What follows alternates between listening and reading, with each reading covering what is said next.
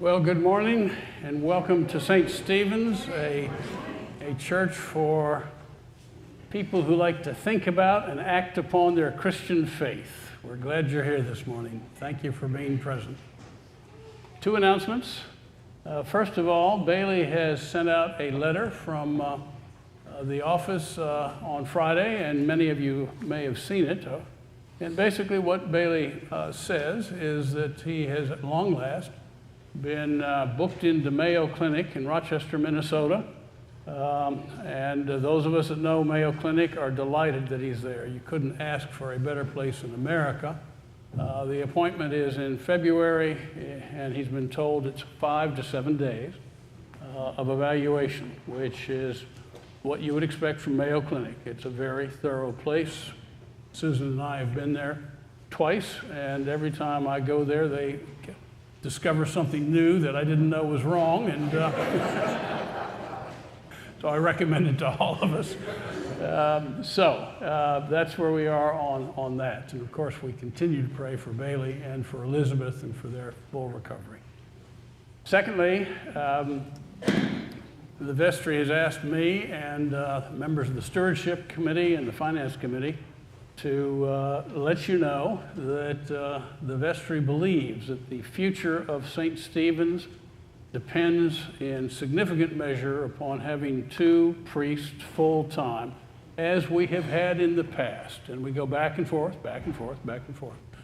At a time in the life of the Christian faith in America that we're all coming out of COVID, some churches are going to fail. Many are in decline. St. Stephen's has an opportunity to grow, and to grow because of unique factors that you've got that I admire. And the vestry believes that if you know the reality of what we're looking at, St. Stephen's always responds. So we've got some bold numbers and some bold plans, and I would like to ask Brent to tell us on behalf of the Finance Committee, what's the big number look like? Well, the big number is $675,000.